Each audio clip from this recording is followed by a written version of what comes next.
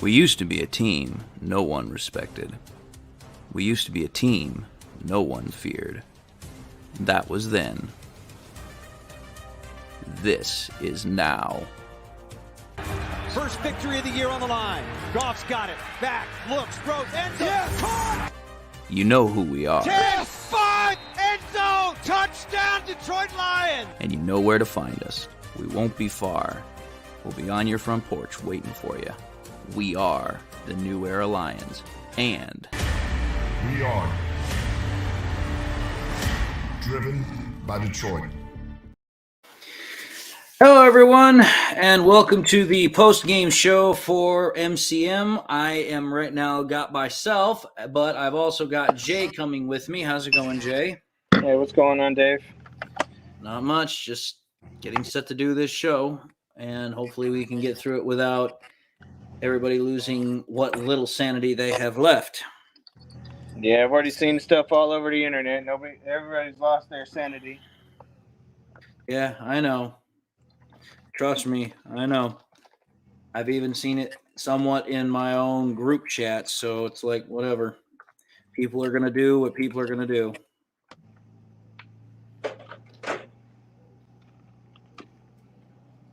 But it is what it is. But anyway, I'm just gonna get this out right now. So, yeah, game sucked. Lions lost. Lions lost embarrassingly. Like the title says, it was an ass kicking. It was an embarrassment. But I'm not giving up on my Lions. I'm not turning into SOL. I'm not even going to tolerate that. Because for me, it's like, listen, if you're not going to ride this team when we're at our low points, then you don't get allowed to ride with this team when it's at its high points. We're 9-4. Yeah, we sucked today. Every good team's going to have bad days, and it does fucking suck. But at the same time, it's like, listen, we also have won 9 wins. We've matched our win total for last year. There's still 4 more games left. So for me, it's like, listen, say what you want about this game. That's fine. But don't dare say we're SOL. SOL does not fucking win 9 games, start off to the best record it's had since 1962 last week, and then all of a sudden we're the same old Lions because we lost a game against the Bears. However bad it might be. That's just my personal opinion. I'm with you right there, Dave. I 100% agree. But it is what it is. I already know there are going to be people that are going to argue. I already know people that are going to not like to hear. And you know what? That's fine. I've made a career on fucking, being a podcaster by telling people like what it is. It is what it is. You don't like my content or show, it's whatever. I'm not gonna cry about it.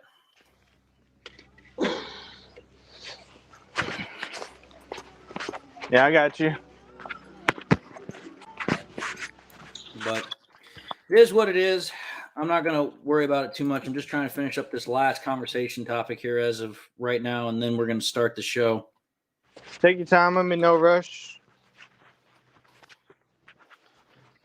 I'm just here trying to help support you. And I love your show.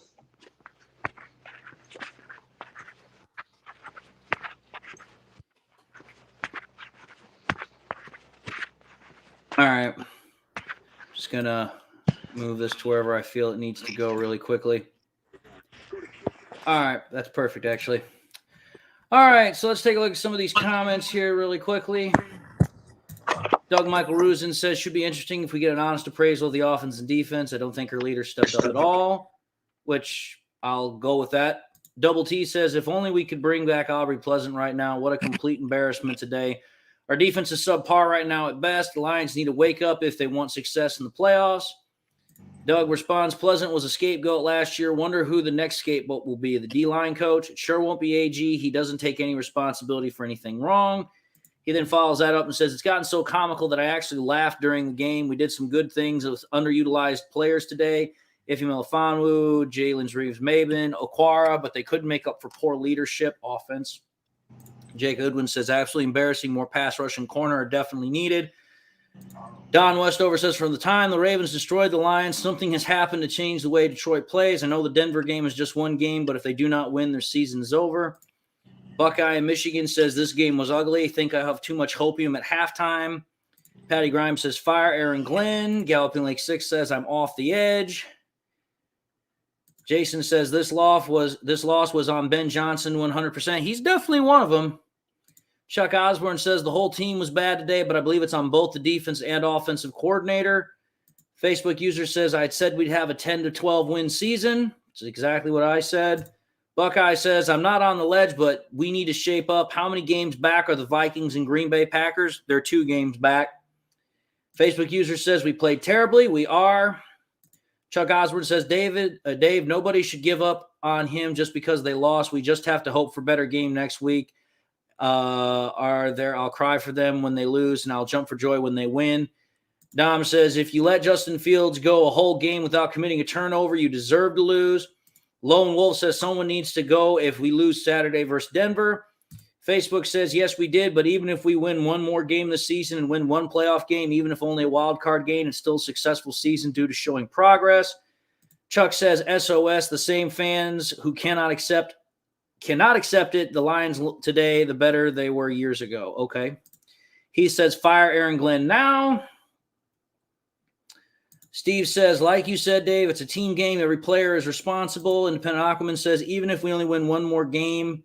Okay, that's what he said. Galloping Lake 6 says, at certain points, I thought the defense was looking good, but it was more the players making plays and not the schemes. Javier SC says, 4 games equals Twilight Zone. Lone Wolf says, Lions are in serious trouble. All right. We've caught up with those comments, so now we're going to get to the topics here. Whenever people decide to show up, I'm going to include them into the show. I know DC and Jeremy will not be here tonight. Jeremy is ill, and DC is dealing with a personal matter. So right now it's looking like most likely it's going to be Jay, and I know Chris said he'll show up eventually. I know that Chemical said he'll probably show up in about an hour, so we'll see where we're at in about an hour. But here we go. Here's the first topic. This game was an absolute embarrassment against the Bears. Many fans are screaming SOL. Question is, do you truly believe that is the case? What do you think, Jay?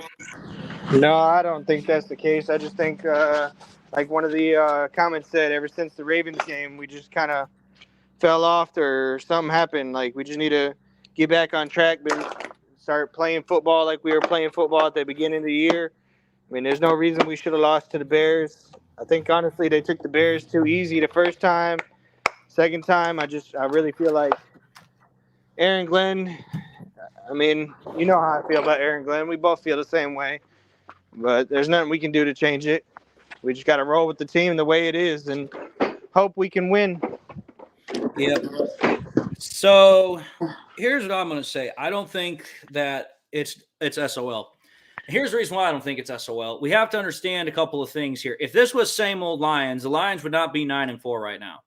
That's just a simple, short truth of it, because it's like, listen, SOL is like, we don't even win games. We're losing games that we should win all the damn time. But in fact, the reality of the situation is when you win 9 games, you're doing something right, regardless of circumstance. We've won 9 games. That's something that you don't just happen on a whim, number one.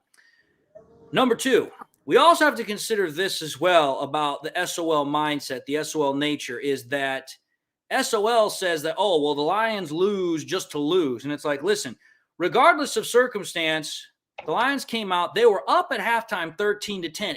It was a second half total team collapse. Offense couldn't get going. Defense couldn't stop the Bears. That's the short, simple nut of the truth.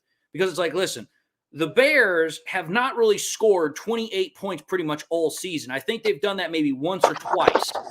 And when that happens against our defense, as bad as it has been playing, that still is a problem, because this is a Bears offense that just simply does not put up that many points that often. But to say that we're SOL is simply not looking at the truth of the reality in that, okay, here, we still have ourselves a good team. We're still a rebuilding team in the sense of, okay, we're still acquiring talent to get to where we want to be. This is not a finished project. But you still can't say it's SOL because, again, the results, the progress speak for themselves. 9-4 is still a hell of a lot better than 4-9 or 5-7 or some shit like that. So to say SOL is just being a Debbie Downer. It's just literally letting the negativity take you over because of the situation. Let's take a look at some of these comments here really quickly. Braylon says that he likes DC 809's company. Braylon says no, he doesn't think that SOL is the case. Charles Bailey says, how can we change this? I'm going to say this right now. Something has to be done as far as accountability is concerned. Something has to be done. Somebody has got to be made held accountable for what's going on. Whether it's Sheila stepping in and getting on the coaches getting on the players. The point of the matter is, I think that people have gotten too lackadaisical. They've gotten too relaxed. There's not a sense of urgency, as Goff said earlier in the week, and people are just taking it easy. And it's like, listen, this is not the time to get easy. This is not the time to get lackadaisical. This is the time to freaking knuckle down, and you put your best foot forward, and you bring your best A game every single week. Facebook user says that game pissed me off. Dude, that game probably pissed off every Lions fan between here and freaking Timbuktu. Charles Bailey says, come on, man. Braylon Dennis says, it could be worse. We could have the freaking Panthers record. That would dude, that would be beyond SOL. To go from 9-8 to 1-10, that's horrible. Dom DeRuba says, I think we'll have a bounce back game next Saturday. Also, SOL is dead. I agree. SOL has been dead since the end of last year. Hell, it's been dead since we went on that freaking 8-2 record streak that we had. To say that SOL is still around makes no sense. Independent Aquaman says, if we only had 5 wins or less right now, then it'd be SOL. Dom DeRubas points out we have been terrible in the third quarter all year. Yeah, we've been terrible in the third quarter, offense and defense, all damn year, especially in offense. Chuck Osborne says, no, it's not the case. If the case for SOL fans, but it's the case for SOL fans, but not for true fans. Lions Den 313 says, Raiders, Vikings, still 0-0. Jefferson is out. Madison is questionable. Vikings are just dealing with a crap ton of injuries this year. Justin Jefferson, Madison, Kirk Cousins. That right there is 3 of their starting offensive players right now. One of them's out indefinitely. And depending upon what the case is with Jefferson and Madison, that's even worse. K-God says O-line is still having issues because of injuries. Yep.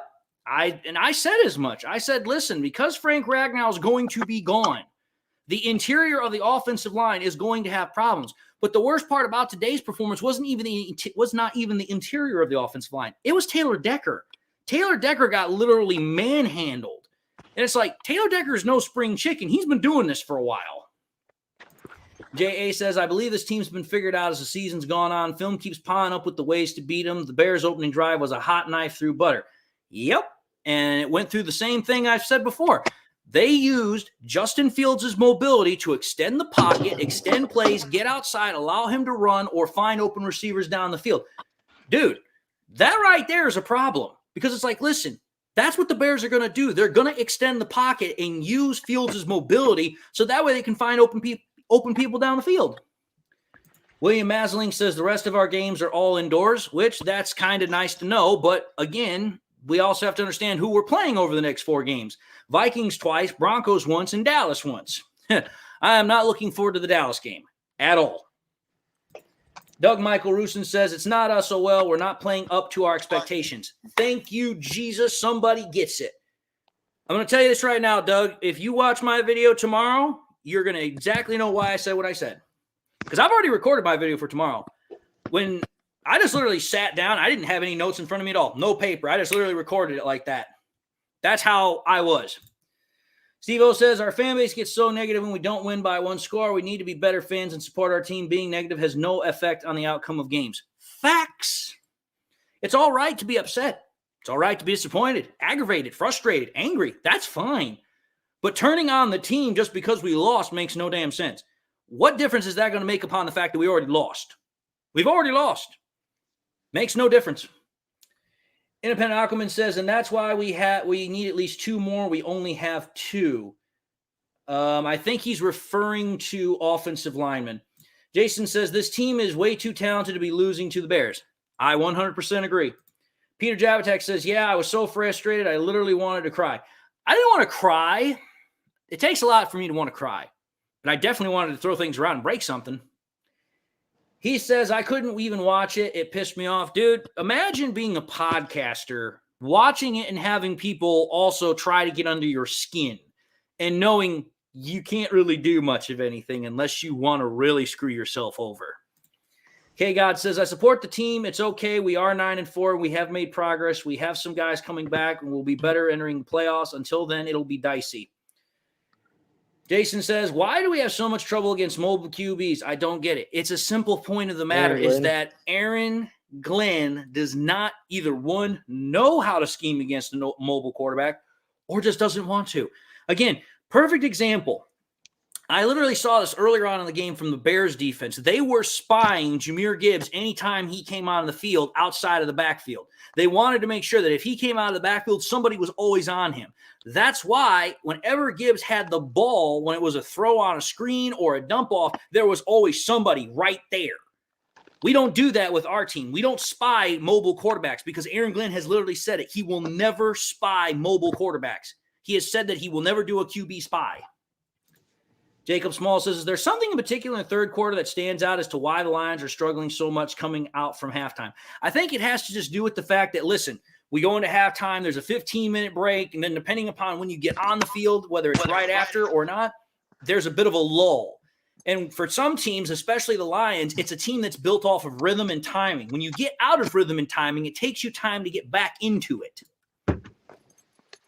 Peter Jabatak says Broncos and Vikings teams are average at best, right? Broncos confuse me. So here's the thing.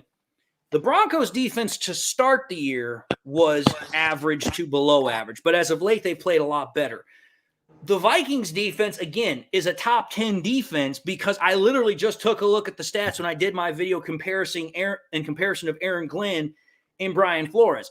The problem is that the Vikings are dealing with the offense that can't score right now, so their defense is constantly getting screwed.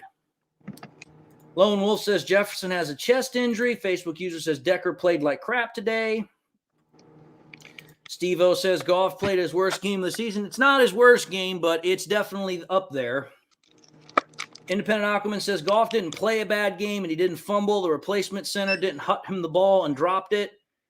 Lions Den 13 says that ending was horrible or horrendous, as he says. Steve-O says Goff definitely struggles when it's cold and windy. Not true. I already proved that one to be wrong. K-God says Goff needs a clean pocket. It's been clear the last few weeks. This pocket, the pocket has not been clear. The pocket keeps collapsing on him. Anyway, Galloping Lake 6 says it's not SOL. Same with Lions. Never had a problem with kicking a 50-yard field goal. That's true. When we had Jason Hansen and Matt Prater, we could kick 50-yard field goals all the time. Jeremy Coffey says, oh, brother, whatever, dude. Victor David says Bears is dangerous. They got nothing to lose. The Lions need a dome. Oh, for the love of crime and Netley. I can't. I'm just not going to deal with it. I'm not dealing with it.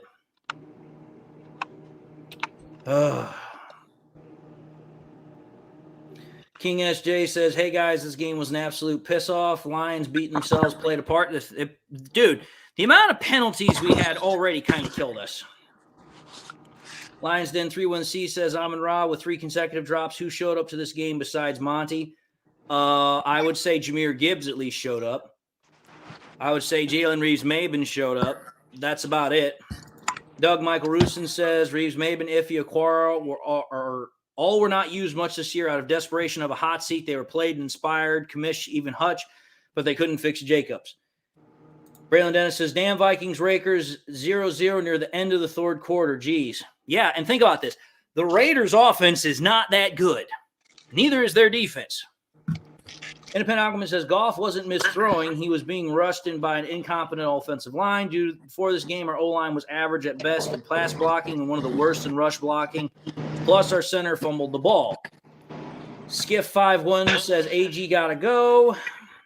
Thomas Rotondi says we are going to extend Goff. I don't care what you say, Thomas. On to go with Rello says K-God says, I was saying the pocket hadn't been clean the first few weeks and Goff hasn't been good under pressure. Well, again, most quarterbacks aren't good under pressure. Even mobile quarterbacks aren't good under pressure because when you start getting pressured, you start making mistakes. That's just the way it is.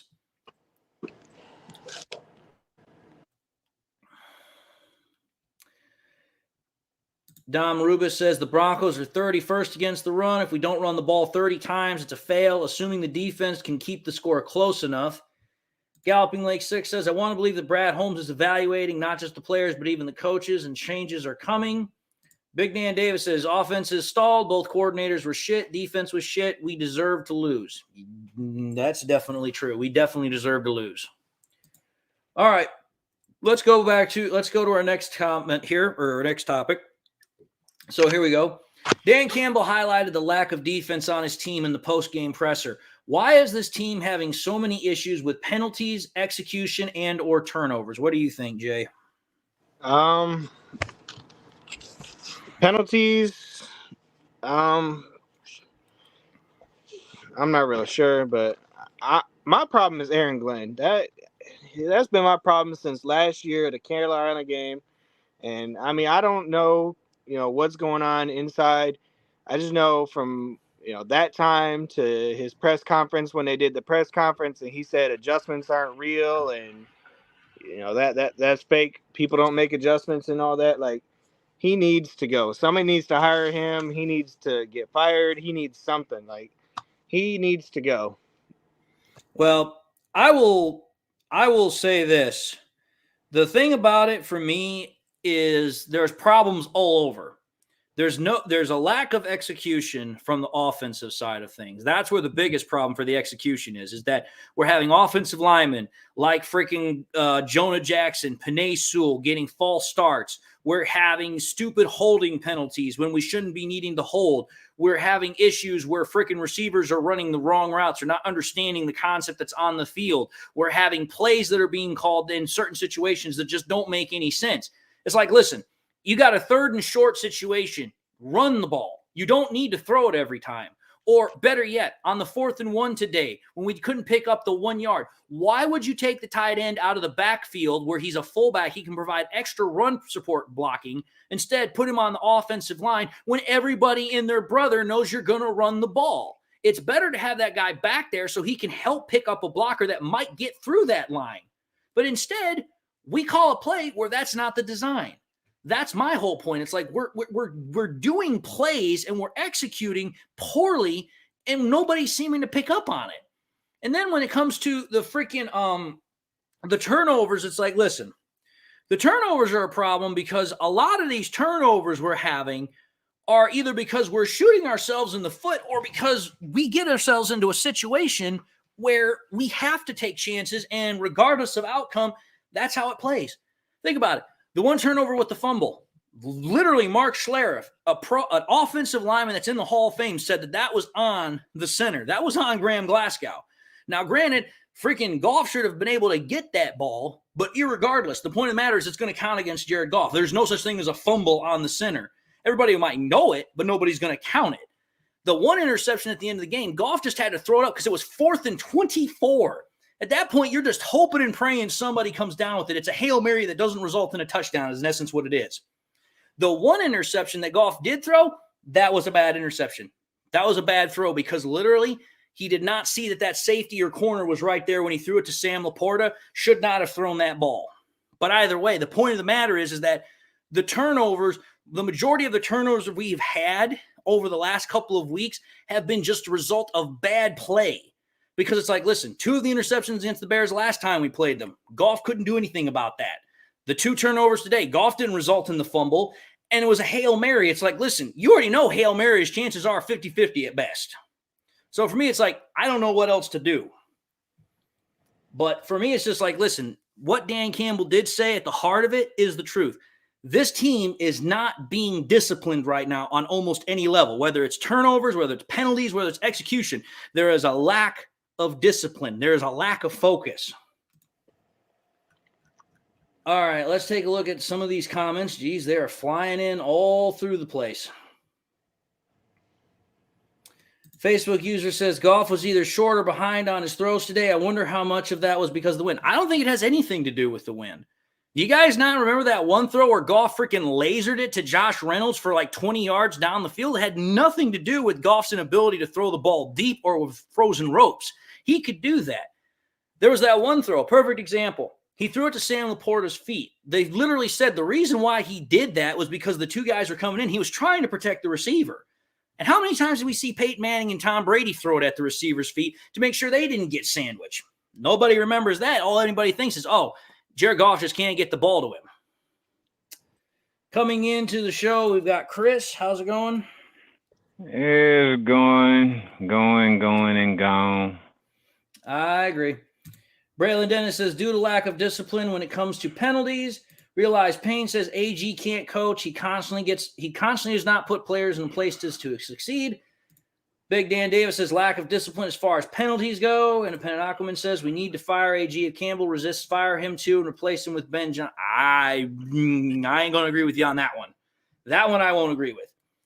J.I. says that non-intentional grounding call on Fields was brutal. That was a heartbreaker. Thomas Rotondi says that the O-line has been mid. Doug says last week AG blamed the bad on the players. Wrong. He doesn't take credit where credit is due. Bad play leads to penalties. We've had enough bad plays to make this so. William Masselink says, I predicted in comments yesterday Chicago would be tough nut to crack with one of the hardest of the season. Bears were seething with revenge and we would lose if the Lions didn't bring their A-game, which definitely they didn't. Yep. Chuck says, Dave, I wish people would stop saying Goff got to go. He's staying on the team. It's going to get extension. They're not going to go with Hooker. Thank you. D-Metal 313 says the Lions keep bringing in new players and not trusting the players that got them there, and some players don't trust Campbell. Jacob Small says AG was a great player when he played in the league. Unfortunately, his wisdom from his playing days has not transferred to the coaching side of things. Big Dan says I approve that message. Big Dan says no doubt the offense with the turnovers put the defense in bad spots, but it's still on the defense to keep the other team out of the end zone. When the offense scores more points than you lose. Steve O'Baby says, Dave, as far as Aaron Glenn is concerned, I think he should be fired, but I'm not a general manager. I wish I was. Victor David says, Lions need Ragnow. He's a silent leader of the offensive line. He makes the team cohesive. I agree. Let's see here. Al McMillan says, this was a team loss. They were playing flat. They need something to turn the tide. Not sure what the answer is, but something needs to change. Victor David says, Lions have to solve their third quarter woes. Big Dan says Riverboat Dan Campbell's gambling constantly has got to slow or stop for a bit. We love it when it works, hate it when it doesn't. Teams know we're going for it on fourth now. Yeah, I mean, everyone has said it that we're in 4-down territory and that our third down is our new second down, which that's the truth. Yep. Thomas Rotondi says totally embarrassing right now. William Masselink says lack of discipline is key and a reflection of coaching. Lions are not buttoned up right now. Big Dan says the defense will never, ever turn the corner or improve with AG running it. Oh, boy. Skiff551 says maybe we can trade Goff for Zach Wilson. Dude, for the love of Christ. Right. Oh my For God. the love of Christ. I don't know. I'm just going to say this, and I'm not even going to apologize for it. I don't know if people just like making these comments just to troll or if they actually believe it. And if they do, they're stupid. That's stupid. Zach Wilson can't even take the starting job with the Jets with Aaron Rodgers out. Exactly. And plus, on top of that, despite the fact that Jared Goff has had a couple of bad games this year, again, if you take a look at his stats, he's still 2 for 1 in touchdowns to interceptions, which is the standard for a starting quarterback. He still has thrown near 3,500 yards. He still has a 65-plus completion percentage rate, and he still has a high 90s passer rating game. So for me, it's like, listen, you trade that for Zach Wilson. Oh, just putting that out there. Peter Jabatak says the team needs a number 1 outside wide receiver. Everything is middle of the field stuff, and so much of that tight window throws, we rarely have easy plays. That definitely is true. A lot of our throws are towards the middle of the field, which is where most of the coverage is.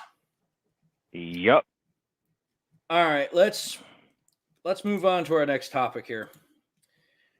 Okay, so Jay has answered first for the last couple of times. I'm going to have Chris do it since he just came in here. So here we go.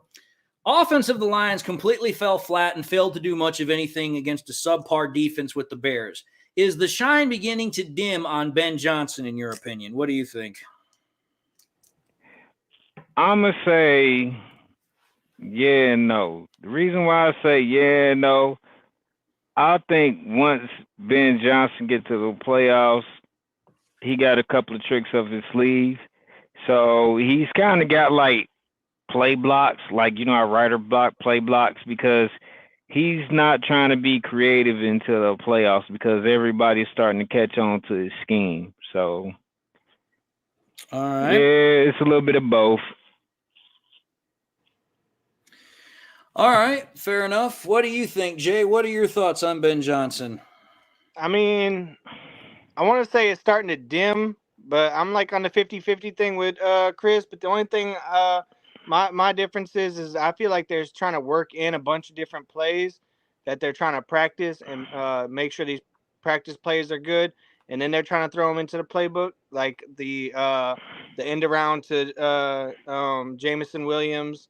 You know, he's got all these key people, and he's trying to put them in there.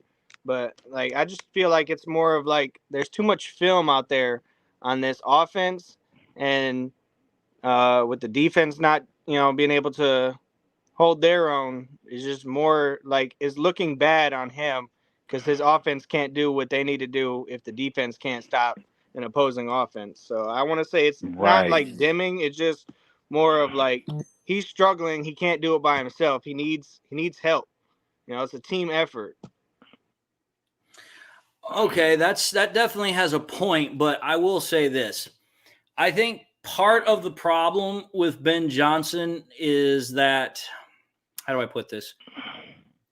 I said you guys are going to hear this when I release my video for tomorrow, but I think part of the problem is both of our coordinators are operating on separate entities in terms of what they need to do.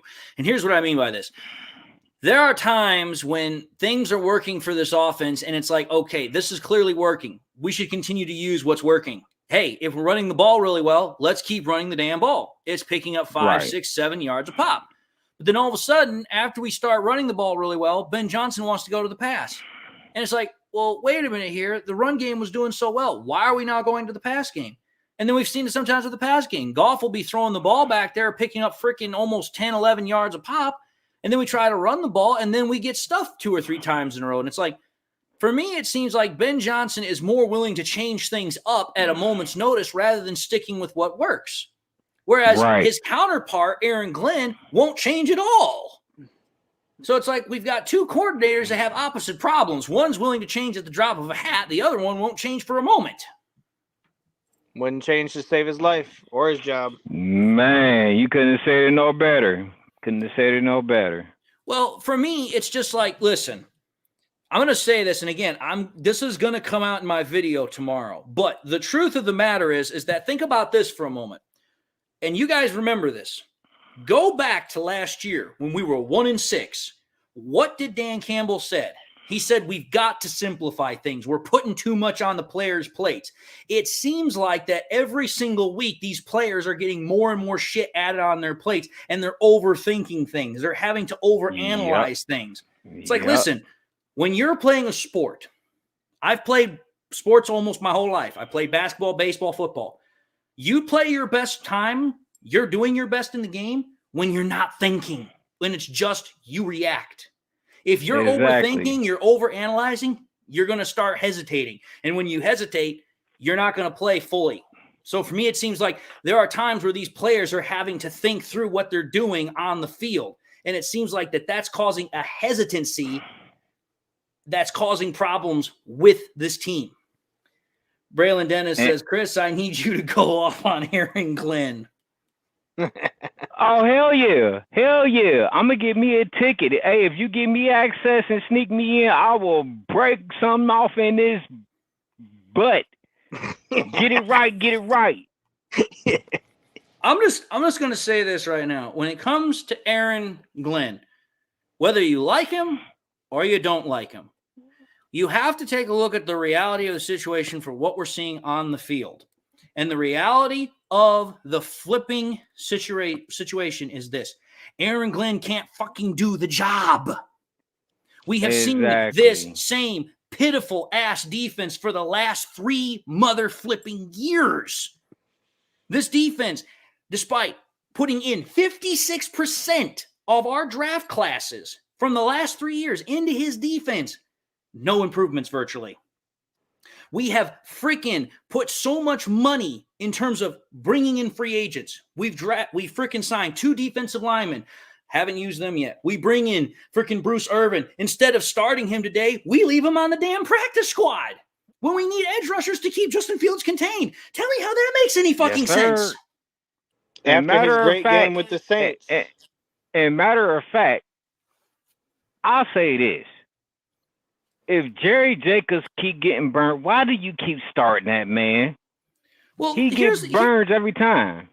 Not even that. Why the fuck do you put him on DJ Moore? That's another good exactly. That's another good point. Receivers, like that one when he found him deep, who was covering him? DJ Moore was getting covered by Jerry Jacobs. And what was that play on? That was on a 4th and 13 when we got freaking called because everybody fucking knows it in the stadium. It's 4th and 13. They're going to try and draw you offside. But what do? You still motherfucking jump. Like, Bingo. Come on now. You know they're going to try and call you offside. Everybody in the mother flipping stadium knows it. And you still jump offside and give them a free play. Like, come on now. Everybody knows what's coming. They're not going to try and seriously go for it on 4th and 13 unless they have an option to do it. If they get a free play, then what are they going to lose? Even if they get a turnover, it's coming back anyway. They gave Dan Campbell a taste of his own medicine, and he wasn't expecting it. Well, dude, again, dude, I'm telling you, the problem with Aaron Glenn is a very simple one. This is the same guy who said he was not going to do quarterback spies on freaking the quarterbacks that are mobile. This is the same guy who in his press conference earlier this week laughed when a reporter said about the adjustments. He's like, I laugh at people that go by that watchword of adjustments. It's like, dude, nobody's motherfucking laughing. You're the only fucker in the whole building that's laughing. Yeah. And it's not a laugh that we're all going with. We're sitting back here wondering, okay, here. We have spent 2 first-round draft picks on this defense, 2 second-round draft picks on this defense, 4 third-round draft picks on this defense, and yet we still have the same crappy-ass defense. The only thing different is we're actually able to stop the run. Again, it's not mobile quarterbacks. Yeah, even today that wasn't a factor, though. Freaking Khalil Herbert and Justin Fields, we're still dicing us up on the ground. And think about this. The last 3 straight games, we've given up 100 yards on the ground. 3 straight. But yet when we started the season, we had 5 straight games where we didn't give up 100 yards. And that was against games like the Seattle Seahawks. That was against teams like the freaking Atlanta Falcons, who have got running backs like freaking Kenneth Walker, K9 from Michigan State, Bijan Robinson. And yet we just gave up 100 yards to Khalil Herbert? Who the fuck's Khalil Herbert in comparison to those 2? Right. That's my whole point. I'm sitting back here and it's like, listen, you can say all you want that the defense doesn't have talent, but I'm sorry, you draft Jack Campbell, who was the best fucking linebacker in college. He won the Dick Butkus Award. You draft Aiden Hutchinson, who had 9.5 sacks last year. You drafted Brian Branch, who was considered the best safety in the draft. You can't tell me we don't have talent. It's the scheme. Wow. It's been the scheme. Right, because I'll say this, bro, to piggyback off what you say, Dave, like, why would you have one of your best edge rushers in coverage? It makes no bull. I mean, the numbers ain't adding up.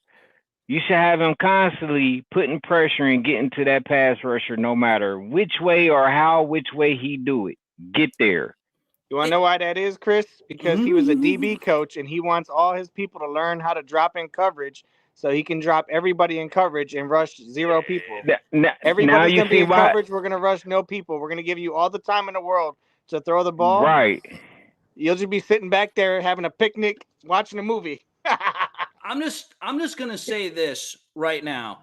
Probably the thing that bugs me the most about people when we have this conversation about Aaron Glenn is that people will not to just even, take the conversation about the fact that Aaron Glenn doesn't have good talent on this defense, but rather the one that really gets me is when people say, oh, well, he doesn't just have any talent at all. And it's like, wait a minute here, back up. Remind me here. Let me ask this question. What is a coach's job? A coach's job is to develop players That is their job because coaches are, in essence, teachers. You are to teach a coach. You're, in essence, to teach players how to play the game, right? Yep. Well, here's the thing. I've said this before, and I'll say this too.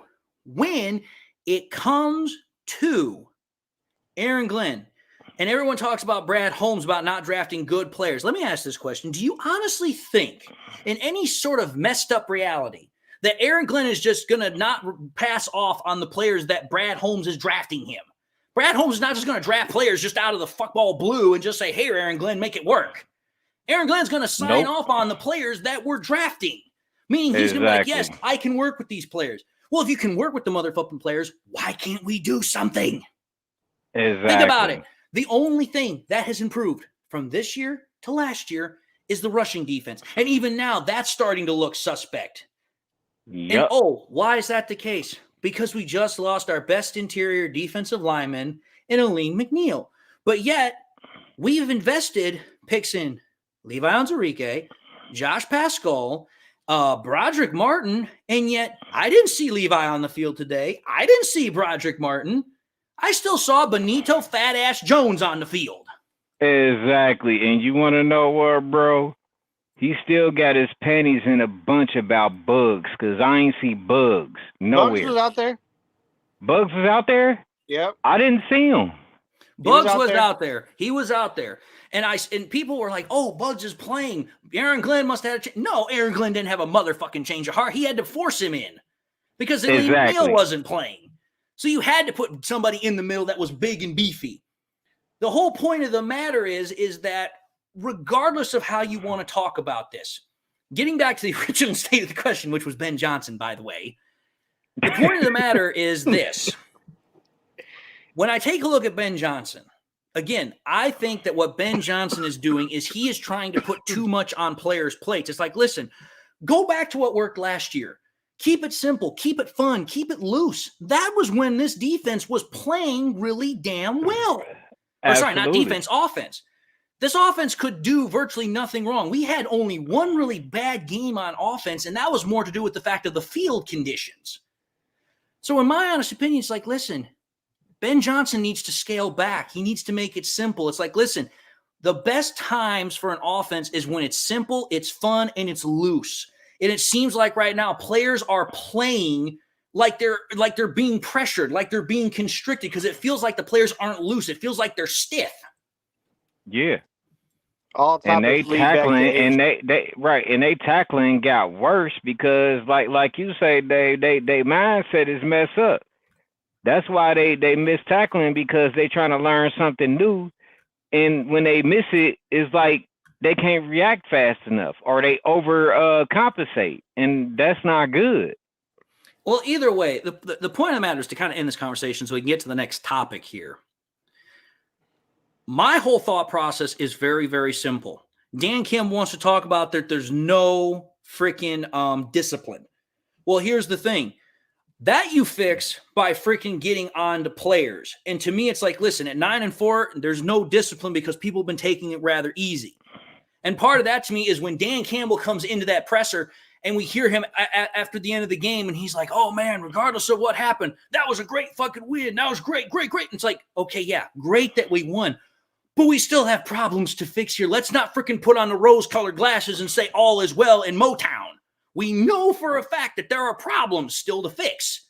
So stop freaking trying to dress it up with a window dressing and a bow and tie and trying to make a pig into a freaking tuxedo man. We know there are problems. Again, as the saying goes, don't piss on my back and call it rain. I know the difference. Right. But anyway, let's take a look at some of these comments here because we've been going on for a minute and there are freaking, I'd be willing to bet almost 100 comments at this point. Okay, here. Lions Talk by Chat Sports says Ben Johnson's been outthinking himself. Big Dan Davis says you got to mix things up to keep the defense guessing. You can't pass or run all the time. Got to mix it up to confuse the defense. I do agree with that. You do have to keep the defense guessing. But at the same time, don't go away from something that's clearly working. Jacob Small says play action passing should be Ben Johnson's best friend, especially if the run game works early in the game. Yes, Jared Goff is one of the best play action passers in the damn game. Thomas Rotondi says AG calling zone blitz with average corners is ridiculous and crap linebackers. Here's what I'm going to say. I don't think the linebackers are crap. Alex Anzalone has shown he's one of the best cover linebackers, and Jack Campbell's learning that. But you can't freaking do a zone coverage, because what is a zone coverage? A zone coverage is you're covering a zone of area. It's not man-to-man. Here's the problem with that. We don't have fast enough corners to play zone coverage.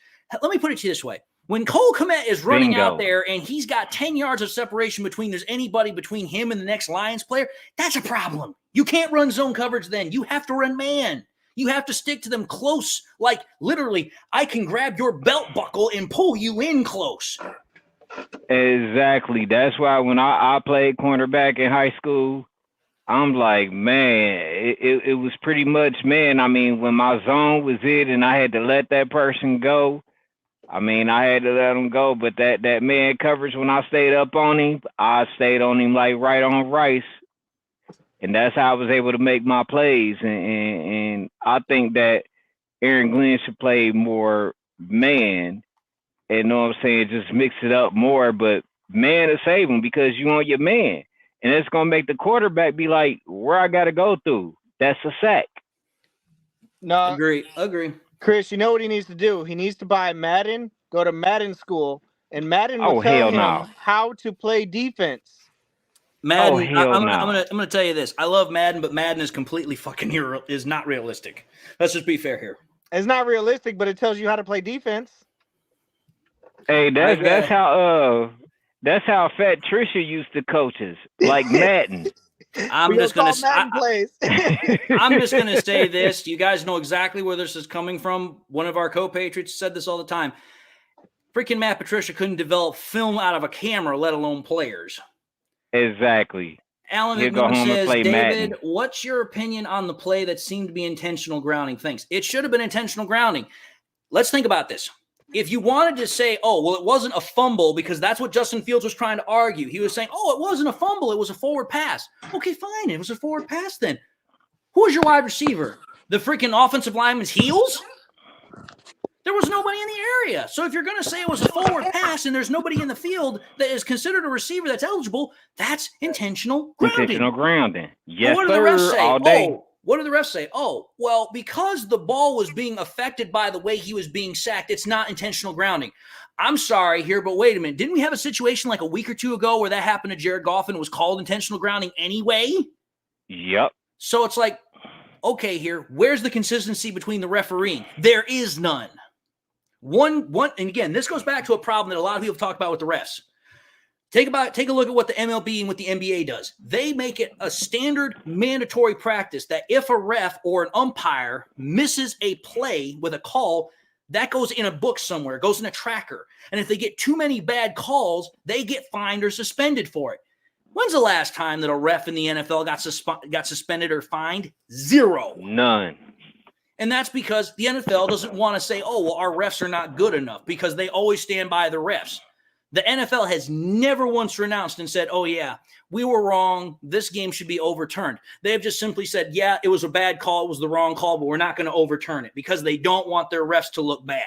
And it's like, dude, if the MLB and the NBA are doing it, what makes you so damn special?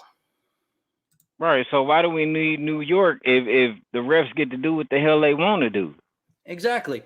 Big Dan Davis says, Aaron Glenn is a stubborn asshole. 3 out of 4 sacks our defense got today came from the hybrid 3-4 defense. Then AG takes his foot off the gas, went back to the 4-2-5 with soft coverage that got us shredded. Facts. Yes, sir. Yes, sir. Peter Jabatek says, yo, we in a horrible mood, so just trying to lift the spirits up with aimlessly donating money. I'm feeling good about that. Thomas Rotondi says Taylor Decker got exposed big time. Oh, hell yeah, he did. Yes, he did. Yannick Ngakoue made him his personal you-know-what for the afternoon. Doug Michael Ruzin says, true, but what game has he overthrown him at Independent? I don't know what that's about, so sorry. Lions Talk says 3 years of crap play. And then also Mox AG says, I won't put a spy on Justin Fields. Like, that's just standard practice. Let's see here. Steve Baby says, Brad Holmes, please draft players. I'm begging you. Dude, I'm telling you this right now, and I've said this before, and I'll say it again. My total expectation for this draft this year in Detroit is going to be this.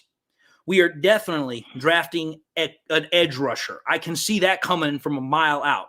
I see us going after a top cornerback in the free agency period because drafting cornerbacks usually takes time. So for me, my opinion, I think we're going to go after a cornerback in free agency and draft an edge rusher with the draft pick, the first overall draft pick, because people want to say draft a cornerback. No, go for the edge rusher. Edge rushers make more impact than cornerbacks immediately. You are more likely to get an Aiden Hutchinson rookie year again rather than finding the next Sauce Gardner. That ain't going to happen. Yeah, or my boy that I keep wanting to come, but I know he couldn't because of the situation. But if we would have got Witherspoon, oh yeah. Witherspoon. I wish we could have. I've said it before, I'll say it again.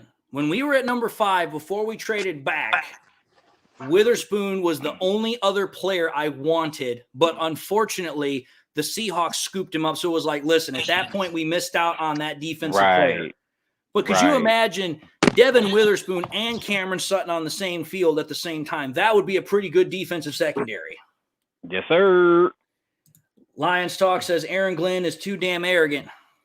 I've said this for years. For literal years, I have been saying this. Let's see here. Thomas Rotondi says Glenn and Ben are both getting out-coached to a certain degree. Yes, they are, especially the one. Lions Talk says AG needs 11 first overall picks to have a mid defense. so a full starter of first rounders. Big Play Jay says MCM cooking. Dude, get me on a roll. I will cook all damn night and all damn day. No, what AG needs is he needs that Madden where you can turn salary cap off and you sign all the best top tier players. That's what he needs to make a really good defense. Yep. Victor David says, I can't comment on Glenn. It's an administrative decision. To be fair, they should know better by now. They should know better, and I guarantee you they do know better. But again, it comes down to one simple little problem. AG is Dan Campbell's buddy, and he will not say anything negative about Aaron Glenn. We have seen this time and time again because I'll tell you this right now. I love watching the post-game press conferences when Dan Campbell gets out there because there's always one reporter that always asks about the defense not playing well. And Dan Campbell always comes to the defense and says, well, it wasn't really bad. It's just we needed to clean a couple things up. But he never once points the finger at Aaron Glenn. But if the offense screws up, oh, well, we didn't do a really good job of executing. We had problems with turnovers, this, that. And it's like, you have no problem bashing the offense, but the defense you will not say anything about. And that goes back to what somebody said in another presser is like, oh, well, I hold the offensive line to a higher standard. Bullshit. You're the head coach. You're supposed to treat all players fairly, not hold one to a higher standard than the other. It's a team concept. You treat everybody the same and fair and equal. Otherwise, you're going to start having what's known as favoritism. I played in high school. When the head coach gave a favoritism to a player, that caused resentment. Exactly. Anyway, I'm going to try and get to the bottom of all these comments because this nonsense is going on forever and ever and ever. Like there's no way I could get through this even if I tried. Okay. Holy crow. This is just going on forever and ever. There's no end to it. By the way, bro, my last thing to say about that character, now let's a question come up. I love your show on AG. You exposed his ass.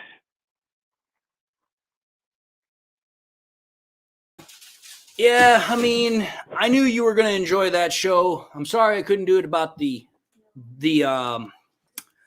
I'm sorry I couldn't do it about the freaking interview. I just didn't feel there was enough of that. But once I saw that article, I knew what to run with. Oh, yeah. But it is what it is. There's nothing I can do in regards to that whole problem. I want Aaron Glenn gone. I'd be willing to bet about 90% of the fan base wants Aaron Glenn gone. The only person in the whole part of Detroit that doesn't want Aaron Glenn gone is the one that ultimately controls the ability to fire him. Yep. Which that's what stinks. But all right, let's move on to another topic here. So Jay, you were last time, so now you're going to be first. So here's the topic. Jared Goff had a multiple turnover game again. Is Goff the reason the Lions are struggling, or better yet, is Goff the reason that we're losing? No, it's not it's not Jared Goff. I think honestly, what it was is, I hate to keep bringing every topic back to AG. There's people who can coach defense, and then there's people who can't. The Bears defense watched our gameplay. They watched Jared Goff. They know what he likes to do. They were ready for almost everything he seemed to have today. And, just like I said, some people can coach, some people can't. Like they say, those who can't teach Jim. Aaron Glenn can't coach. So I don't know. If you can't coach, retire, quit, go home. All right, fair enough. What do you think, Chris? I'm going to approve Jay's message, but I'm going to add a little bit to it. As far as, I'm going to say this. Jared Goff is an amazing quarterback, and I'm not taking nothing away from him, but at the same time, that locker room is being lost, which is kind of getting to the players. And Jared Goff, like, he's playing like he usually do, but it's like he's confused with these plays.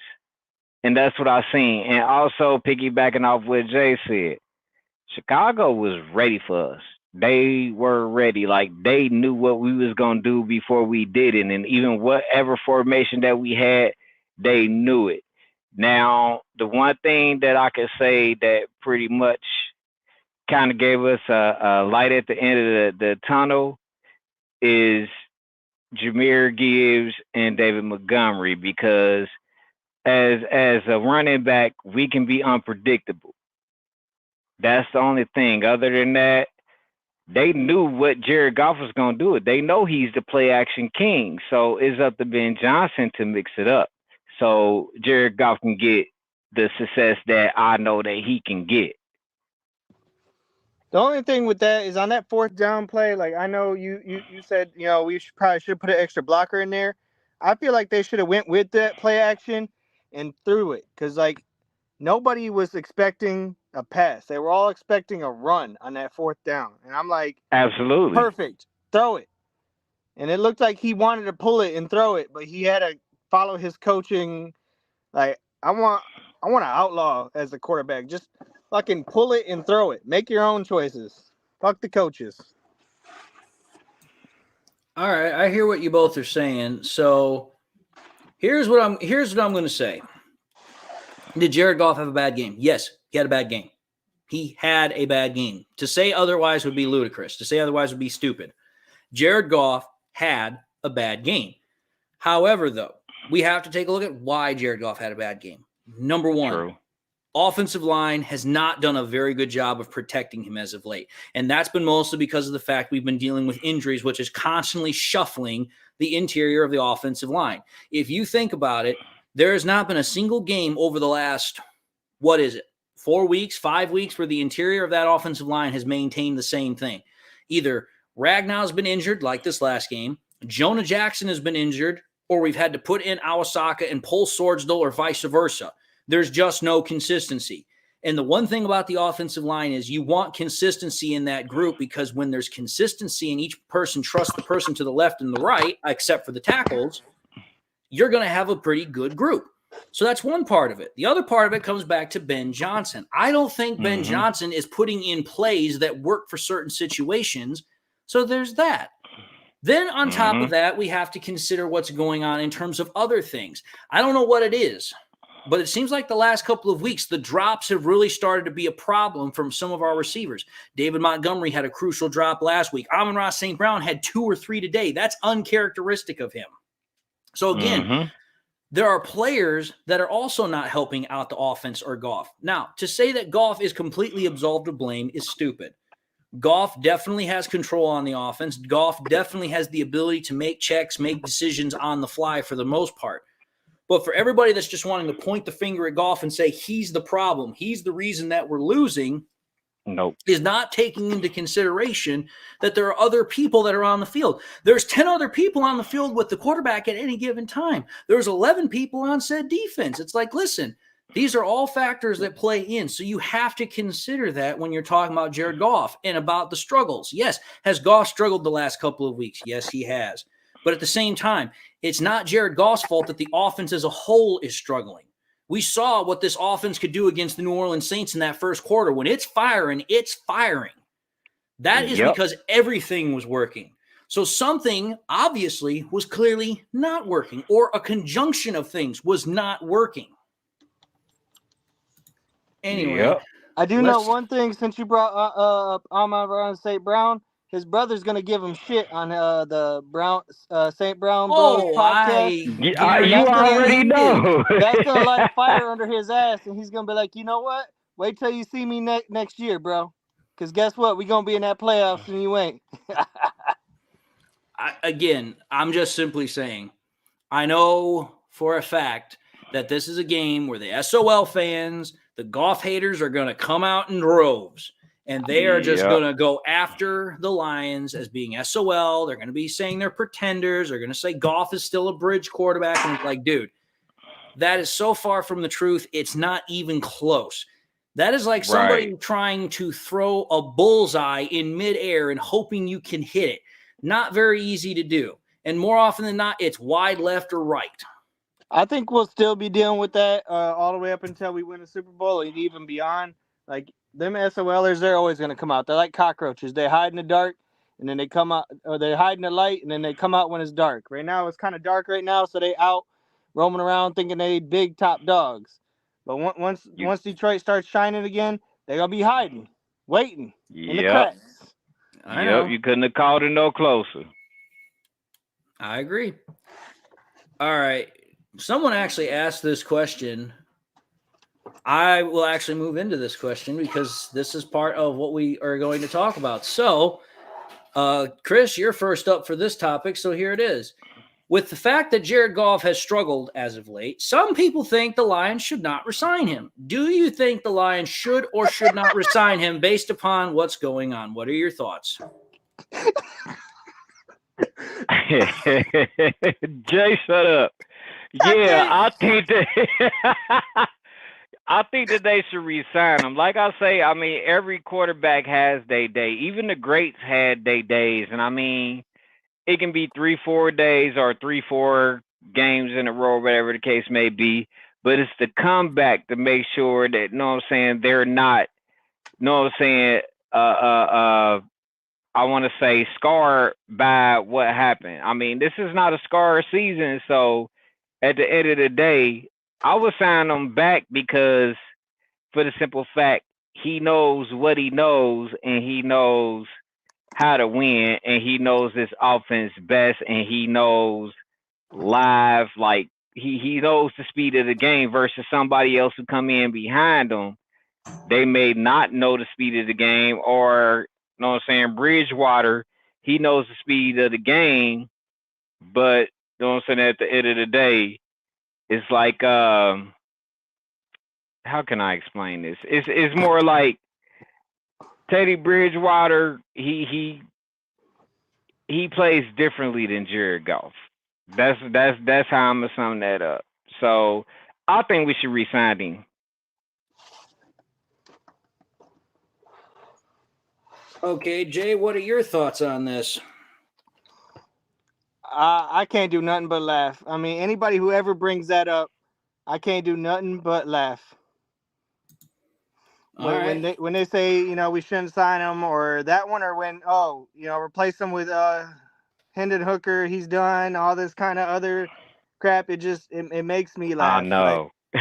Like, they said we were SOL when we traded Stafford, we'll never be anything and all that, and it's just like, it made me laugh. Like, I didn't mean to laugh when Chris was trying to answer his thing, but it was so comical. It just made me laugh. Hey, I'm with you, Jay. I'm with you. That's why I said what I said. It put a smile on my face, even though today was an embarrassing loss. It put a smile on my face. Yes, sir.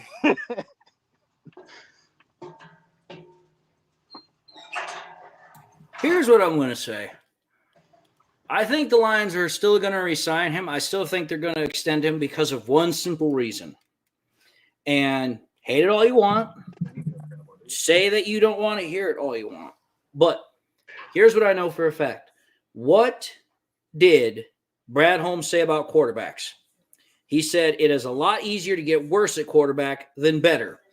Here's the truth of the matter. There is no quarterback that is going to be available anytime soon that is going to be better than what we have in Jared Goff. Jared Goff is still a top 10 quarterback. Regardless of what you want to think, he's still a top 10 quarterback. Yes, he had a bad game today. Yes, every quarterback is going to have a bad game from here and now and then. But to think that you're going to get a better option anytime within the next 2, 3, or 4 years is just not realistic. The only chance you're going to get a better quarterback than that is either if Hendon Hooker has some super extreme development, extremely unlikely, or the Lions absolutely fall flat on their face and have the number 1 overall draft pick next year and are able to get some quarterback like J.J. McCarthy. It's just not going to happen. Right. And the point of the matter is that people want to think that Hendon Hooker is going to come in and is somehow going to take this offense to the next level. I'm going to be telling you this right now. It's going to be very hard for a 26, 27-year-old quarterback that has not taken a damn snap in the NFL to be better than a top 5 offense. It's going to be really damn hard. So in essence, you're saying that Hendon Hooker is going to come in and put out the best offense on the field day one. That's not going to happen. The fact that you have people out there that believe it's going to happen are so desperate to believe it's going to happen because they hate Goff that much is stupid. For me, it's just like, listen, there are people that are not going to like Goff because they don't like the fact he can't run. They don't like the fact that he's not considered mobile. But you have to take a look at the facts of the situation here. When Goff is in the game, we always have a chance to win. Take a look at teams right now around the NFL that are having problems just winning games because of quarterback play. The Jets, the Patriots, the Falcons. Those are just some teams off the top of my head that I can think of. The Raiders, Panthers. I'm sorry. I guarantee you this. Sure as God made little green apples. Every single one of those teams, if we asked them, would you like Jared Goff? They'd say yes in a heartbeat. They would take him and gobble him up as if they were a starving man and we just put a turkey dinner right in front of him. They would not think twice. And that's why I go with what freaking Brad Holmes said. It is a lot easier to get worse at quarterback than better. And I'm sorry, there's just simply not a whole lot of options outside of Goff that are any good. And I'm sorry, but this comment that just came from Jacob Small, a lot of the Goff haters seem to forget how much bad history the Lions have had at quarterback. Until Matthew Stafford got here, I seem to recall quarterbacks by the name of Scott Mitchell, Rodney Peete, Andre Ware, Mike McMahon, Jeff Garcia, Joey Harrington. We even had Dante Culpepper for a while. Yep. Every single one of those quarterbacks, zilch in terms of helping us. Zilch. And we did the exact same thing that what these other people are wanting to say, oh, we'll get talent around freaking the quarterback and we'll help him win. Joey Harrington had how many first-round wide receivers drafted to him while he was here? That didn't help worth a damn. Mike Williams, Charles Rogers, Roy Williams, I can go on. Kevin Jones, offensive weapons, one and all. Had Steve Mariucci, who was a great head coach for the 49ers, still didn't help.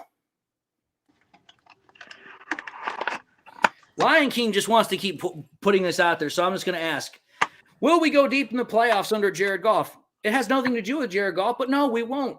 We might get to the divisional round. That's about it.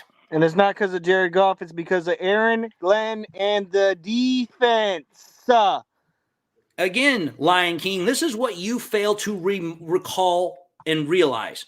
What does everybody say? Offense wins games, defense wins championships. Is Aaron Glenn and his defense the top 5 defense right now? No, it's not even top 15. Is Jared Goff in the offense the top 5 offense right now? Jared Goff is top 10 in the rankings, and the offense is top 5 in the rankings. Thank you. Yep. Check your stats, guys. See, I like one day I said this, and Dave, you could approve this message, and It's not wishful thinking. It should have happened. I'm gonna say that this year we should have had the Eagles record, and I'm gonna tell you why. Because for the simple fact we plugged in millions of dollars into the defense. We should have had at least a top 15, top 10 defense. If we can beat the hard teams like Kansas City and a few others who got top ranking defenses and top ranking offenses, if we could close down on them, that should be a top 10, top 15 defense. And that's what the Eagles are doing. We should have been trading records with them. And I'm standing on that because we got all this talent, all of it. And I'm not taking away nothing from my Lions. I'm a Lions fan. Hallelujah blue. It bleeds through my veins. But at the end of the day, I'm like, man, we should have had that Eagles defense, Eagles offense record, everything. Just without just Jalen Hurts. We got Goff. Yeah. I'm just going to simply put it this way, just to freaking just leave it as is. Let me ask this question. How many games do you honestly think the Lions would win right now if we had Teddy Bridgewater in at quarterback? Teddy Bridgewater was a first-round draft pick. Teddy Bridgewater was a starting quarterback for the Minnesota Vikings. How many games do you honestly think we would win if we had Teddy Bridgewater at quarterback? And coming into the panel is Chemical247. How's it going, Chemical? Sure, it's going pretty good. Besides the fact that we lost, but other than that, hey, we only fought for the year. We fought for the year. We fought for the year. I'm just saying. If I'm looking at the schedule, I think Teddy Bridgewater with the offense could have beat the Falcons, the Panthers. If AG is playing a good defense, he could have beat the Atlanta Falcons. He could have beat the Panthers. And who else did we play that was a trash team? Could have probably beat the Bears the first time around, the Bears the second time around, and maybe Green Bay twice. But other than that, I can't really see if any other team that Teddy Bridgewater could keep up with, like Teddy Bridgewater now. Here's the thing about the whole situation is this. The Lions have scored more than 20 points in all but, if I recall correctly now, 2 games this year. All but 2. The Ravens game and this game we just played. That's with Jared Goff as the quarterback. I'm just going to say this right now. You take Jared Goff out of the equation, you put Teddy Bridgewater, and Teddy Bridgewater's not scoring 20 points or more over pretty much every single game except 2. That's not going to happen. So again, No. you can say all you want that Jared Goff has not deserved a new contract, but it's like, listen here, name me one quarterback that is going to be available in the offseason that is better than Jared Goff right now. There's not one. Not one. There's not a single one. Not one that the Lions are going to have the availability to go and get. It's just not going to happen. So you have to ask yourself this question. Jared Goff has 1 year left on his deal. Jared Goff, regardless of what people think, almost every analyst has said the exact same thing. Jared Goff is in line to get a new deal. Somebody is going to give him more money. Let me ask you this question. Would you much rather try and go through the rebuilding process again with a 27-year-old quarterback that has not taken a single damn snap and also got injured on a non-contact play when all 25 or older quarterbacks that have been drafted in the NFL have not done a damn thing? Think about that. The last 2 quarterbacks that were 25 years or older when they got drafted didn't do a damn thing.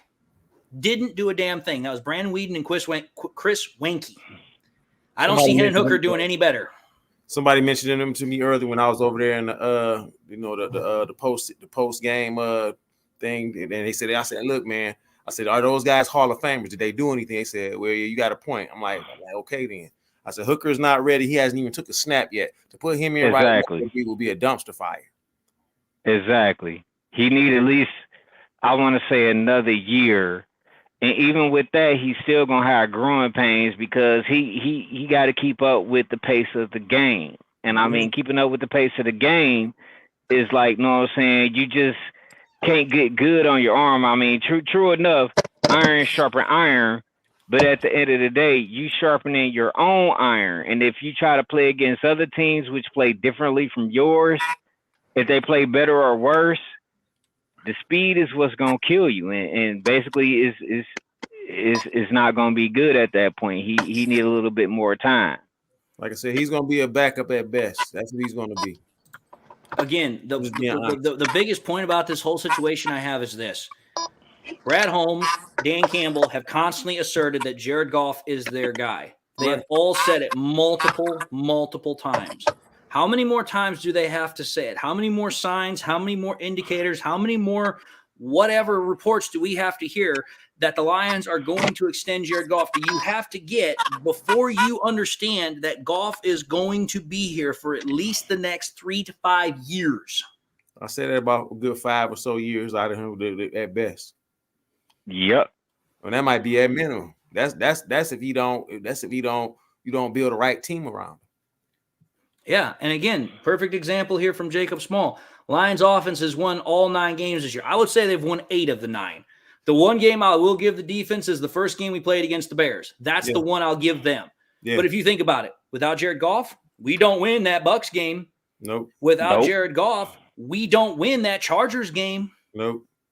What about the Raiders? Those are all games that if we don't have Goff, we don't stand a prayer. Yes, and apparently the Vikings did beat the Raiders 3-0. Yeah. The team that beat me 26-16. So they beat them by 1 field goal? Apparently. Well, I'm looking at it right here. Wow. I see it right now. It's the final 3. And that's not nothing much to worry about. You look at that. When I told people, I'm like, they don't have their starting quarterback. Justin Jefferson is gone. Well, here's the thing. I actually saw this on what was it? I actually saw this on Twitter. The Vikings replaced Josh Dobbs with Nick Mullen halfway through the game. Oh, yeah, we got that. Those are 2 wins right there. All Coach day. And again, to me, it's like, listen, we should win. Yes. We should. Coach Adam Taylor keeps bringing this up. Let's talk about Jerry Jacobs. We already talked about him, but hell, let's reopen it. Jerry Jacobs gets burnt. What's there to talk about? He got burnt. He got burnt so bad that no amount of freaking olive oil or aloe vera is going to make it better. No. That's why again, I say going back to that play, 4th and 13. What did I say? The whole stadium knows that they're going to try and draw for you offside. First and foremost, you already come offside in the first place to make the play start bad. But then Jerry Jacobs just lets DJ Moore fly right by him like a bat out of hell and gets an easy touchdown on a 4th and 13. All Fields had to do was just throw it up, and Moore was just like, oh, I'll take that. It's right there. That's Jerry Jacobs. And here's the worst part about this. This is the one thing about this whole situation that bugs me to no end. Jerry Jacobs is our leading interception holder for our defense right now. That's our best cornerback according to defensive interceptions. Think about that one. He's got 3 interceptions. You want to know who's the next closest guy? Is Brian Branch. And Brian Branch's interceptions are literally separated by about a good 2.5 months. Yep. Yeah. And see, that's where I'll replay. And see, man, let me shut up. If I was Aaron Glenn, I would take Jerry Jacobs out. He would lose his job. And I will put Gilmore in, because Gilmore got a chip on his shoulders and he would do more. Huh? Gilmore got dog in him. Well, think about it. All day. Think about Chris, it. I wouldn't just take him out. He makes a good nickel, like the guy who's going to cover like maybe a tight end or a running back kind of guy. He's not like a guy you can really count on to cover a wide receiver. He makes that good nickel linebacker or that 4th linebacker or that 4th CB in a dime package. Okay, you got a point, Jay. He can cover somebody's slower. You got a point, but I was still firing because we still got a couple of linebackers and we got a nickel that can do his job. Well, the way I look at it is a very simple concept.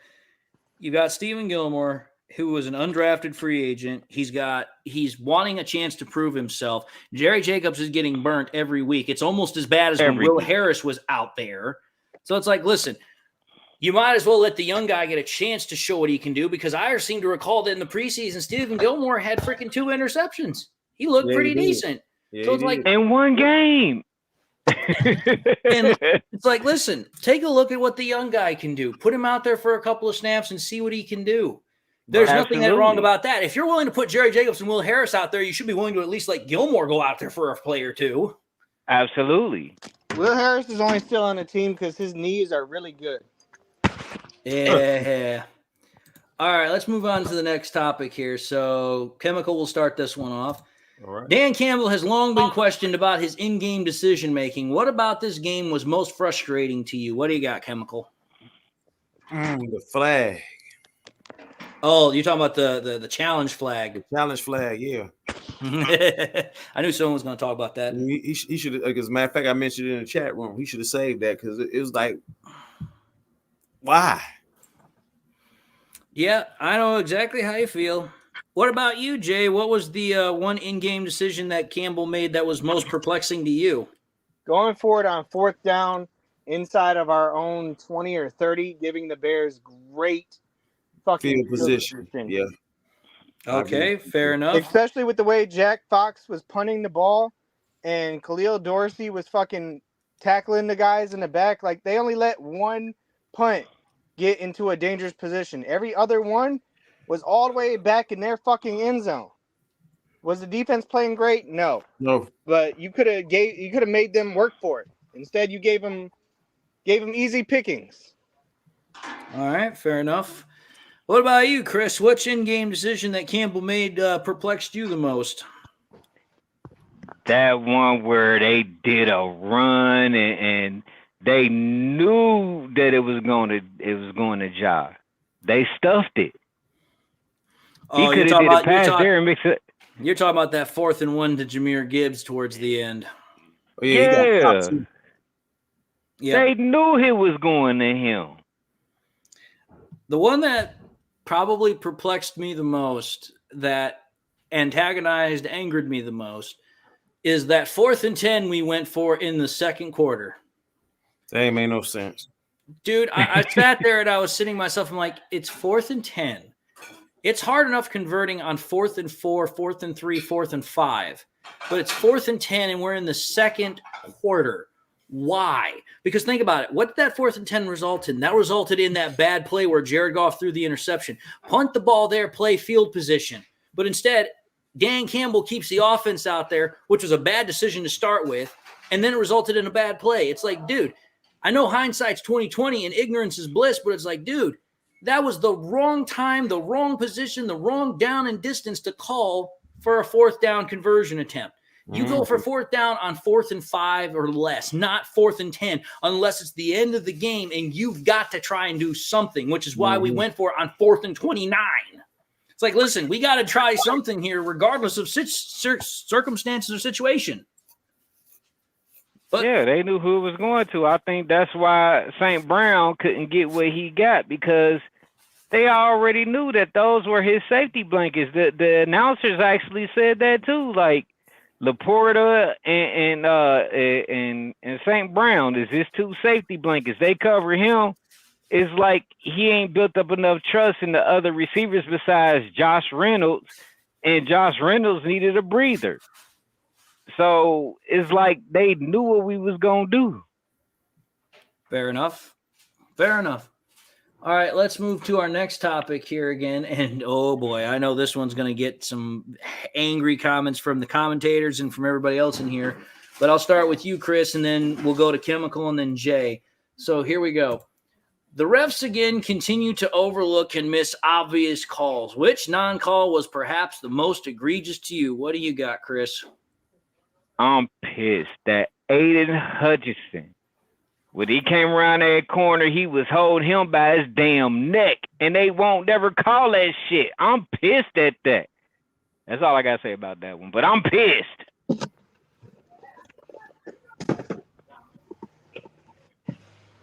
Yeah, I see quite a few of those. Right. I seen several of those.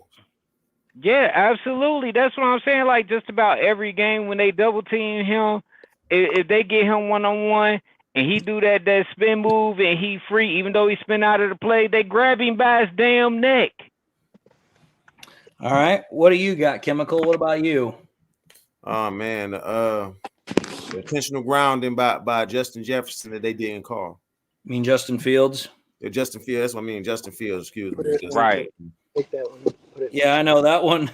That one's gonna get talked about. That one sucked. It really did, because it was like, come on, man. He was already sacked and he threw the ball going to the ground. That's intentional grounding. Yep, intentional grounding all day. They got fish over there smoking. Man, this is a bad week. Yep. Yeah, it's a bad week. What about you, Jay? What was the one non-call from the refs that you got peeved off with? The intentional grounding called by Justin Fields. Thought that was bullshit. All right, I'm gonna say this one. You guys haven't mentioned this one yet, but I'm still gonna bring it up because do y'all remember that one time where they showed the play after the play and they were focused on Hutchinson and it literally showed where he was right there and the guy literally bear hugged him from the backside to where Hutchinson couldn't even move. And I'm like, how is that not called for holding? You're literally holding him there in a hug. That's a hold all damn day because what's the rule for holding? If your hands go outside of the shoulder pads, it's a hold. Not only did his hands go outside the shoulder pads, they wrapped around them. Yeah, I seen his arms wrapped around. Yeah. And I'm just like, oh, sweet merciful heavens. I'm sitting here and I'm seeing this and I'm just like, you've got to be kidding me. How can you miss such a blatant, egregious call like that? There's just no excuse for that.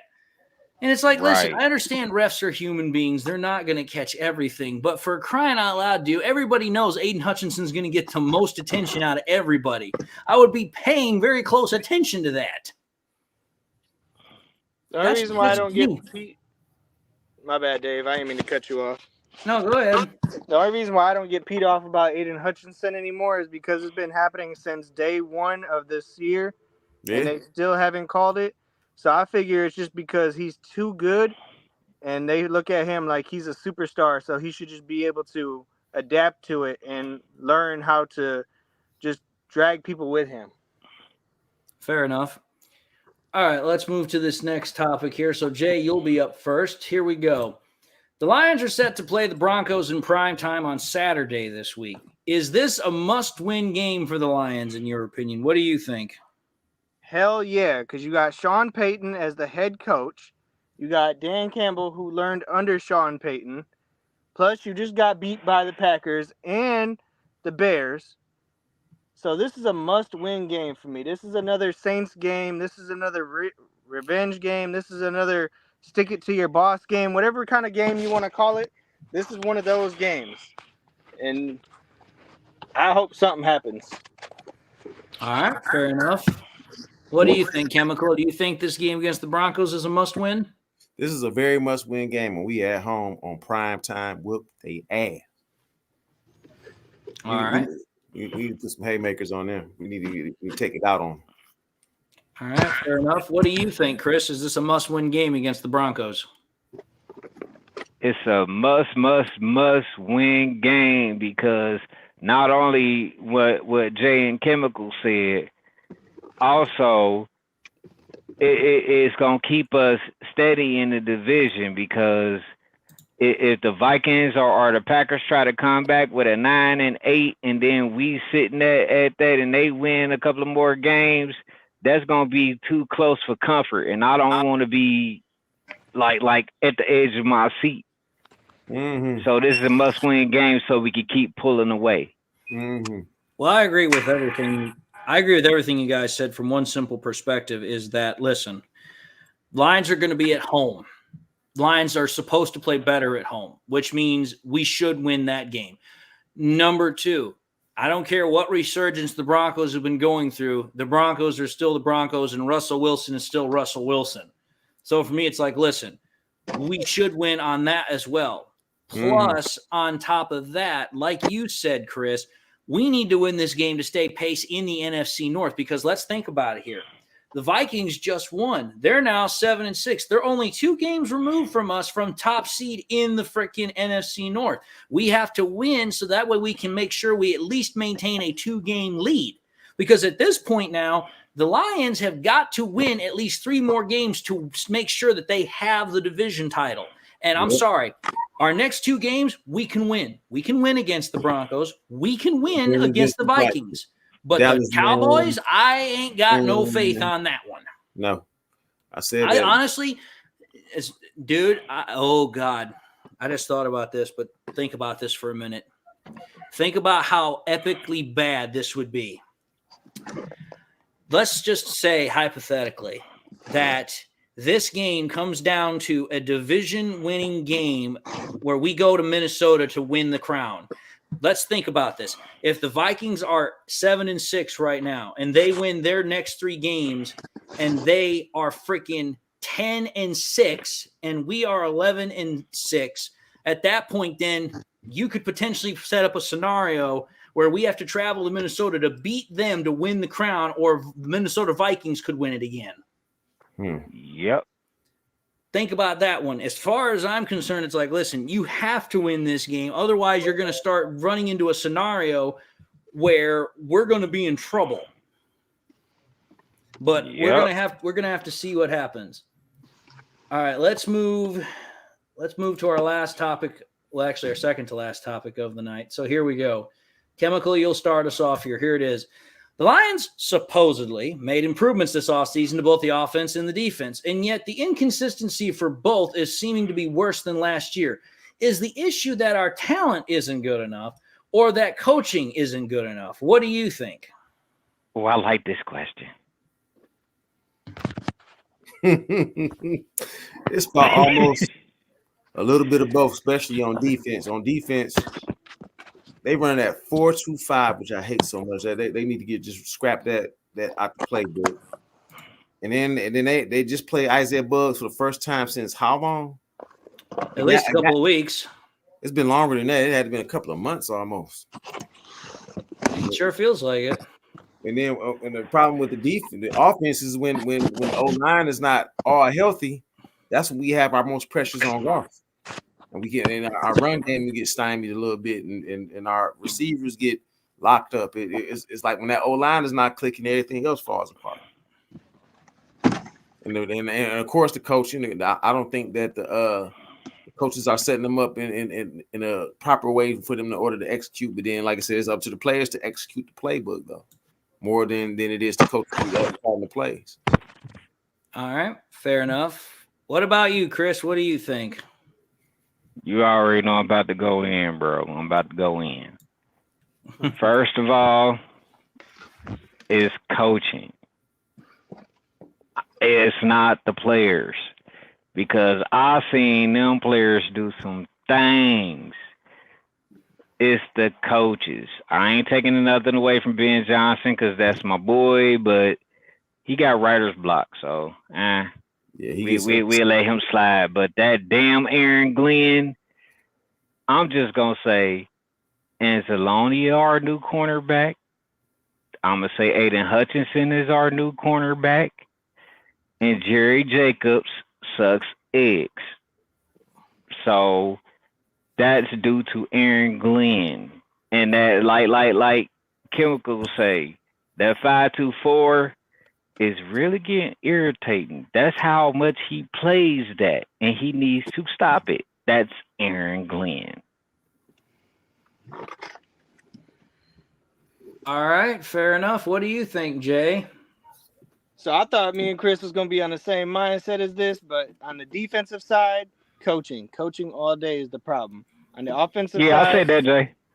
On the offensive side, I feel like it's our secondary offensive line, kind of like what Chemical said. We need better backups. We got clear-cut starters. We need better backups. All right, fair enough. I'm just going to say this. I believe the problem is at least 85% coaching and 15% players. And the reason why I say the players are sometimes at fault is because sometimes I look at players and it's just like, listen, there are sometimes I see plays where they're just not doing things correctly. There was a perfect case in point earlier today. There was the run, it was the RPO, run pass option, where Justin Fields went outside to the right and Derek Barnes was the linebacker and he got sucked in all the way in. That is a simple concept where you as a player have to realize that you're the outside contained man. Regardless of scheme, you cannot let yourself be sucked inside. You have to play outside containment. When he did that, he allowed Justin Fields an open lane outside. So that's why I'm saying sometimes it is the players. It's also on the offense. There are sometimes we have seen where there's been a miscommunication because the wide receiver ran the wrong route, and Goff is looking at him like, dude, you're supposed to be over here. Why are you over there? But when I take a look at the majority of the problems, it's like, listen, we're seeing coaches that are not putting these players in the best places to succeed. They're not utilizing the talent that we have by either not playing them or using them sparingly, or at the same time, we're also having issues to where it's like, listen, we have coaches that are calling plays that just simply don't make any sense. So for me, it's just like, again, I think 85% of it goes with the coaching because, again, I still think that these coaches are overwhelming the players and they keep trying to put more and more things in. And it's like, listen, you don't need more. Sometimes it's better to go with less because sometimes less is more. That's my thought process. Mm-hmm. But all right, here, we're going to get our last topic of the night here and kind of end this. It's going to be an early show for us because we normally don't finish within less than 2 hours, but it's been going pretty quick today. So here we go. Jay will start us off first. So here's the last topic. Lions are set to play their second to last home game of the regular season. How crucial is it that the Lions win these home games against both the Vikings and the Broncos? For the Broncos, like I said, that's a must-win game just because, of everything I said about that one. As far as the Vikings, that one's going to be a must-win game because we need to they're getting too close to us. They're getting way too close to us. We want to be able to say we were kings of the North. We want to be able to take it to the playoffs this year. The whole entire division is getting way too close for comfort, from my opinion. All right, fair enough. What do you think, Chemical? Like I said, that those are games we supposed to beat. Those are beatable games. Those are the games we supposed to win. Like I feel like you do about the Dallas game. I'm not so sure about that game. Now, if we beat them, I'll be happy as hell. But I'm not gonna count on it. But we should whip the Vikings. The Vikings is depleted right now. They're on a decline basically. And the only way that the Broncos look good is against teams that were mid or lesser than that. All right, fair enough. What do you think, Chris? What's your thoughts? I think all of them are must-win games, and like Chemical say, I hope that Dallas can do enough mistakes to where we can catch it, and if we can catch it, we can win the game. But other than that, realistically, we should have 3 out of the 4. All of them are must-win games. Yeah, every last one is a must-win, and I say that, like I said, I would hope to beat Dallas, but it's not being realistic the way Dallas is playing, especially on defense. Well, here's the way I've looked at it. I've said this before, and I will say it again. When the season first started, I said that we were probably going to win anywhere between 10 and 12 games. Most likely 11 or 12 was what I was looking at. Now, here's the thing about the matter. We can beat the Broncos. We're going to be at home. That's going to be in our favor.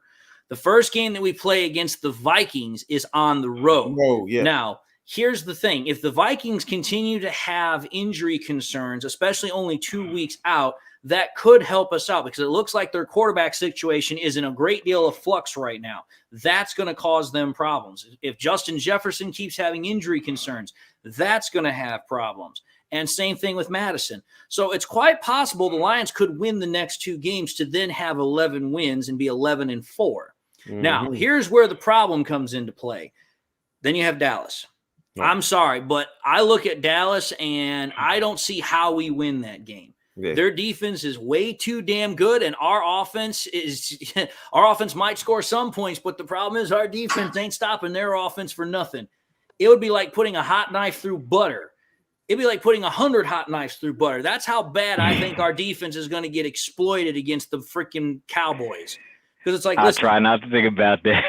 well, it's like, listen, we can't stop Justin Fields in a Bears offense. What makes you think we're going to stop Dak Prescott in the Cowboys offense, which has, oh, that's right, CeeDee Lamb, it has Tony Pollard, it has a great offensive line unit, and also has a good tight end on top of that. Whereas with the Bears, it was just DJ Moore, Darnell Mooney, and Cole Kmet. Yeah, the scales do not match up here. No, not at all. So then at that point, you're looking at a situation where the Lions are going into the last game of the year 11-5. And if we've already beaten the Vikings, that's at least a good place to be. But we're going to have to hope and pray like hell that the Vikings at least lose one more game between now and then, and the Packers can get staved off as well. Otherwise, we're looking at a potential three-way race at the end of the year for the division crown. And I'm sorry, I was not looking for a race at the end of the year when we started the year off freaking 5-1. Right. I'm just going to say this. If the Lions can somehow beat Dallas and Dallas, dude, that would be fucking epic. But I just don't see it. But with that having been said, we have come to the end of our show.